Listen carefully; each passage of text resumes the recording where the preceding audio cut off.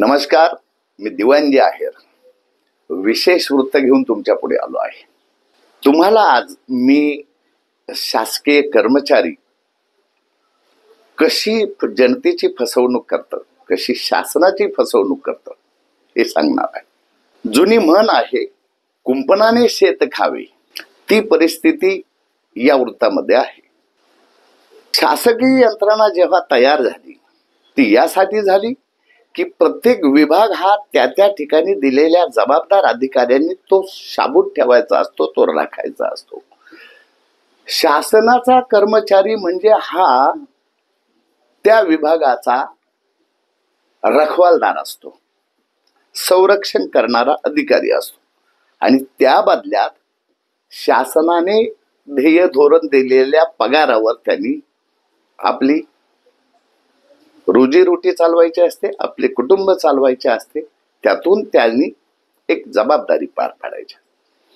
परंतु शासनाच्या पगारामध्ये भागत नाही की पोट भरत नाही की भूक वाढली, या परिस्थितीतून हे काळे कृत्य त्यांच्या मनामध्ये येते. वसई विरार शहर महानगरपालिकेच्या माजी आयुक्तांना ईडीने ताब्यात घेतले. उपसंचालक YS रेड्डी यांना ताब्यात घेतले आणि हे कांड करणारा त्यांचा सहकारी भूमाफिया सीताराम गुप्ता याला ताब्यात घेतले. आणि अशी बरीच काही ईडीची कारवाई असते. काल परवाच पनवेलच्या तहसीलदाराला अँटी करप्शननी अटक केली लाच घेताना. आणि अँटी करप्शन राज्यामध्ये अनेक ठिकाणी कारवाया करतं. पालघर जिल्ह्यामध्ये तर बऱ्याच वेळा अँटी करप्शनच्या जाळ्यात महसुली अधिकारी येतात, महानगरपालिकेचे अधिकारी जाळ्यात सापडतात. कशामुळे सापडतात तर यांचा शासनाच्या पगारामध्ये उदरनिर्वाह होत नाही. त्यामुळे हे भामटे म्हणायचं की शासकीय कर्मचारी हे तुमचं तुम्ही ठरवा आणि त्याबाबत कमेंट कळवा. वसई विरार शहर महानगरपालिका पूर्वी 5 प्रभागामध्ये होते, कालांतराने 9 प्रभागामध्ये झाली. कामकाजाचं क्षेत्रफळ वाढलं, जबाबदाऱ्या वाढल्या. म्हणून वसई विरार शहर महानगरपालिकेचा एक CUC विभाग आहे. सध्या तो CUC विभाग काही बरखास्त करण्याच्याही काही हालचाली समजल्याचं वृत्त आहे. त्यावर आपल्याला बोलायचं नाही. परंतु त्या विभागावर निलेश म्हात्रे ही व्यक्ती विराजमान आहे.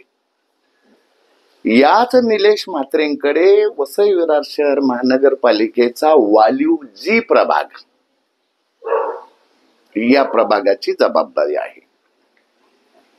या निलेश म्हात्रेने महापालिकेच्या विविध विभागामध्ये काम केलेल्या अनुभवापोटी त्यांना CUC हे मोठं पद दिलेलं आहे. याच निलेश म्हात्रेने नगर रचना विभागामध्ये एक महत्वाच्या पदावर काम केलेलं आहे. मग त्याची बुद्धी किती तेज झाली असेल, त्यामुळे त्याची बुद्धी भरकटू लागली आणि पैशाची भूक लागली असे म्हटल्यास वावगे ठरू नये. कारण त्यांच्या प्रभागात किंवा त्यांच्या अंतर्गत येणाऱ्या क्षेत्रामध्ये अनेक तक्रारी पडून आहेत. आणि नवीनच या एरियामध्ये अनधिकृत किंवा धोकादायक इमारतींचं सर्वेक्षण चालू नावाखाली त्याची डाळ पकली आणि तो प्रत्येकाला सांगतो की सर्वेक्षणाची जबाबदारी आहे. परंतु मी ज्या विषयावर बोलणार आहे मग त्या ठिकाणी काही कर्तव्य आहे की नाही. गाव मौजे देवदळ या ठिकाणी येणारा हा जो सर्वे क्रमांक 55 हा महाराष्ट्र महसूल विभागाचा शासनाचा भूखंड आहे. हा पार्टनर आहे का या ठिकाणी, भागीदार आहे का? बरं, हा भूखंड अशा ठिकाणी येतो म्हणजे या महानगरपालिकेला ईडीचे जसे ग्रहण लागले तसे हा सर्वे क्रमांक 55 हा ईडी इस्टेट नावाच्या एका औद्योगिक क्षेत्राच्या कंपाऊंडच्या बाजूला हा भूखंड आहे. म्हणजे ईडी अशी ईडी इस्टेट आणि त्याच्या मागे जंगल येत आहे. हा भूखंड फॉरेस्ट वजा महसूल विभागाचा येतो. या ठिकाणी या विभागाची, या निलेश म्हात्रेची जबाबदारी येते की या ठिकाणी कारवाई करावी. पण कसं करणार? हा भागीदार आहे का इथे? असं म्हटलं तर मिरची लागणार नाही का?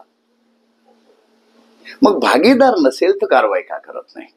आपण या व्हिडिओमध्ये त्या ठिकाणी झालेली बांधकाम, त्याचा व्हिडिओ बघता, त्या चाळींचा, रूमचा फोटो बघता आणि सातबारा देखील दिलेला आहे.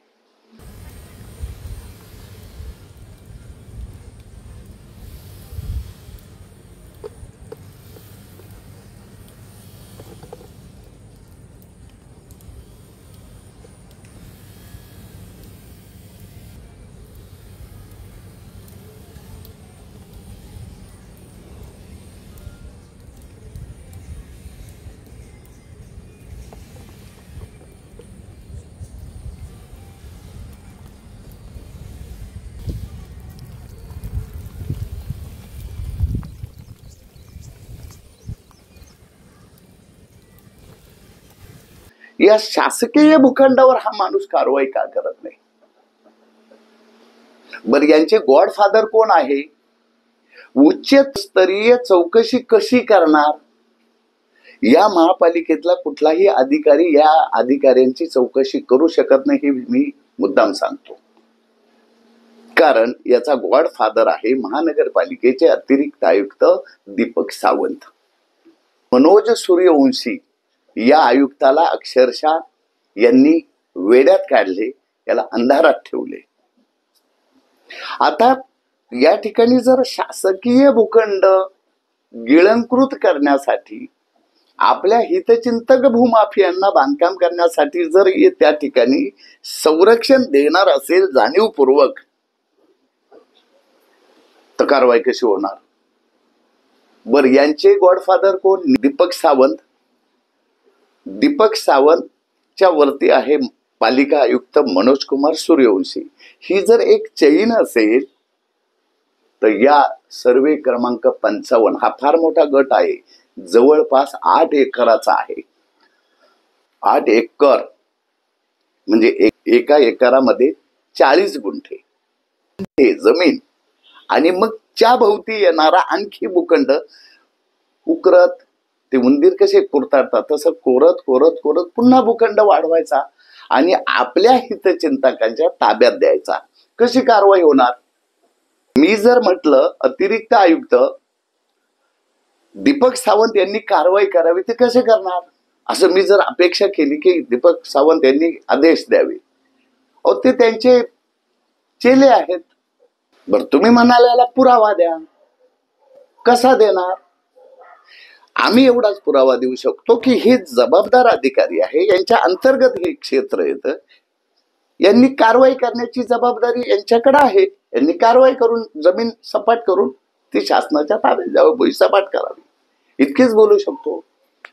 बरं, आयुक्त मनोज कुमार सूर्यवंशी यांच्याकडे हा एक भाग नाहीये, 9 प्रभागाचा भाग आहे, अनेक विषय आहे. मंत्रालयामध्ये त्यांना काही मिटिंग असतील, जिल्हा कार्यालयात असतील, कोर्टामध्ये असेल, म्हणून तर प्रत्येक विभागाला अधिकारी दिला जातो.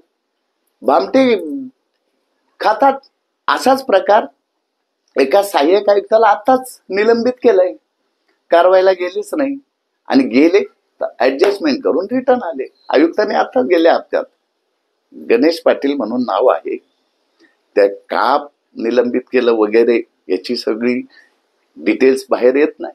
आता माझा प्रश्न असा आहे, या भूखंडाच्या संदर्भात आणि या अधिकाऱ्यांच्या संदर्भात, बाजूलाच माजी नगरसेविका प्रीती दिनेश म्हात्रे या आहेत. या नेहमी सामाजिक काम करतात. दिवाबत्तीचा विषय असो, रस्त्याचे आंदोलन असो, सामाजिक जे काही काम आहे, त्यांनी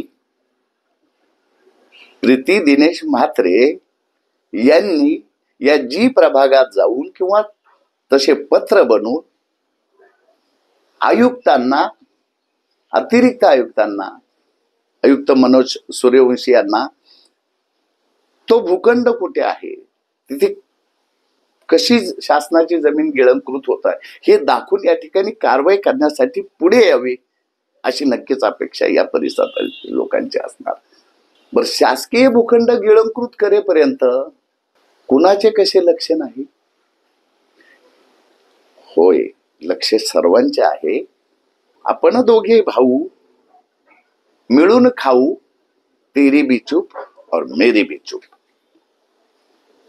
त्यामुळे कुंपण शेत खात असेल तर त्या कुंपणावर विश्वास कसा करायचा? आणि जर निलेश म्हात्रेंचा यामध्ये सहभाग नसेल, भागीदारी नसेल, त्यांना तिथली माहिती नसेल, तर या व्हिडिओ नंतर आलेल्या तक्रारींच्या आधारे किंवा जाऊन त्या ठिकाणी पाहणी करून कारवाई करावी हीच अपेक्षा. तेव्हा पूर्वीच्या शिवसैनिक असलेल्या प्रीती दिनेश म्हात्रे आता बहुजन विकास आघाडीच्या सक्रिय कार्यकर्त्या. त्यांची धडपड सामाजिक कामासाठी भरपूर असते. या माजी नगरसेविका प्रीती म्हात्रे यांनी या ठिकाणी तात्काळ ऍक्शन साठी पुढे यावे आणि या निलेश म्हात्रेला आपली कारवाईसाठी एक ताकद दाखवावी हीच या ठिकाणी अपेक्षा.